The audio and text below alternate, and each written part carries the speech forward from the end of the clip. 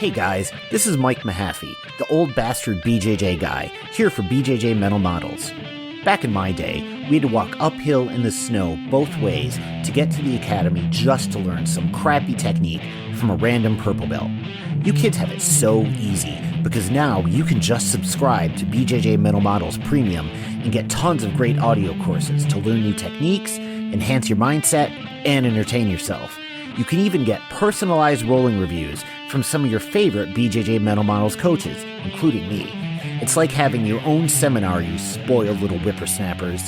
So what are you waiting for? Subscribe to BJJ Mental Models Premium right now, get off my lawn, and go train. Hey, welcome to BJJ Mental Models. I'm Steve Kwan. BJJ Mental Models is your guide to a conceptual and intelligent jiu-jitsu approach. And in this week's mini episode, I want to talk about an idea I've discussed for years. I call it body tethering. So here's how I like to think about this.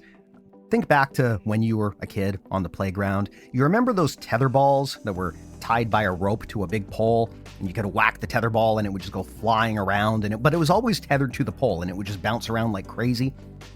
My general advice is don't let yourself be a tether ball like that when you're training Brazilian Jiu-Jitsu.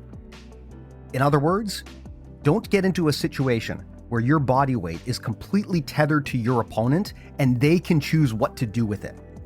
This happens a lot in Jiu-Jitsu, particularly at the beginner levels, and it happens from positions where you are clamped onto your opponent. So think of closed guard, for example. Closed guard is a great position if I can keep your posture broken so that you can't posture up and get up. But if I fail to do that, and you posture up and stand up and pick me up with you, now I'm tethered to you. My body is under your control. You can slam me. That's probably the biggest risk. And I know people in jiu-jitsu sometimes think, well, slams aren't legal, so I don't need to worry about that. And I would argue that point. I would say, first of all, we should always train the art in such a way that it's realistic for self-defense. But even if you don't care about that at all, slams happen by accident. It's hard to pick up and hold a person in the air while they're actively trying to fight you.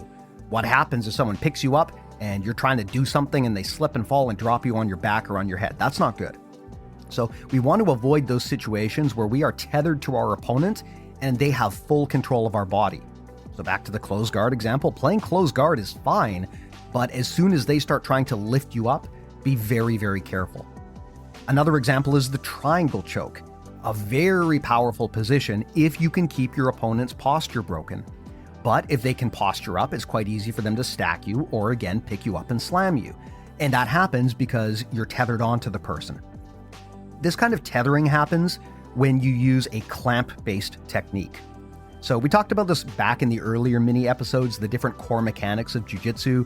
One of those core mechanics is clamping. So when you are clamping onto your opponent's body, locking them in place, again, things like closed guard, triangle chokes, backpacks, stuff like that, all very valid techniques. But if you think about it, these are also techniques where people, especially smaller people, tend to get injured a lot. And that's because they're clamped onto their opponent.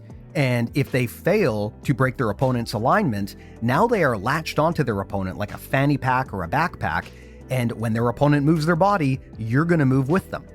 So I'm not saying don't use these kind of clamping techniques. They're very legitimate. But I am saying that just clamping onto someone is not good by itself. You need to actually have some control over them. If I'm playing closed guard and I've got my legs tightly locked around your body, but I can't prevent you from posturing up, and I can't prevent you from standing up, then I don't really have a good closed guard.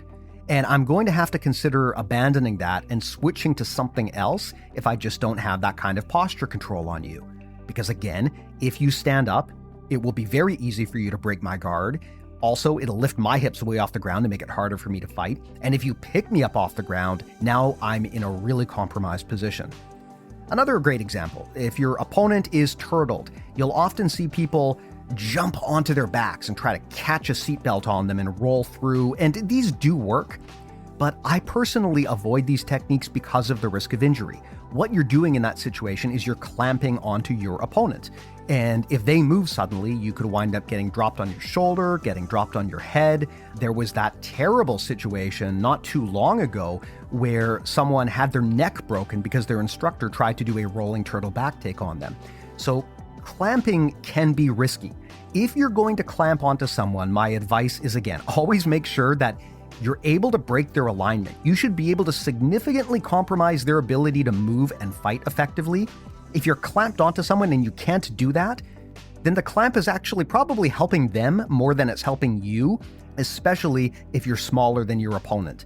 And this is where you really need to think about body tethering when you are much smaller than your opponent, because it's going to be much easier for them to move your body weight around if you're clamped onto them.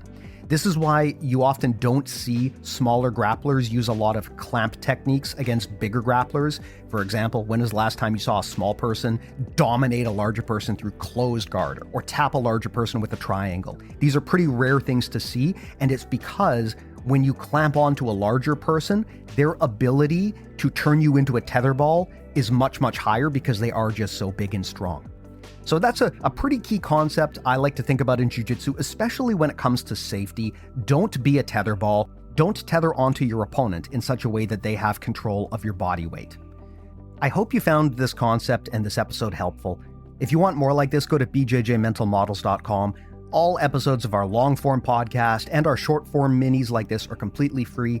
Plus, you can sign up to the BJJ Mental Models newsletter, over 12,000 strong. I really suggest you get on that because we do some awesome thought pieces every week that will help you better understand jiu-jitsu and be more effective on the mats. And of course, I really suggest that you check out BJJ Mental Models Premium if you haven't already. That is the best tool we have for making your jiu-jitsu safe, simple, effective, and fun. Thanks again for everything. BJJmentalmodels.com is where you check out our stuff, and I'll talk to you in the next episode.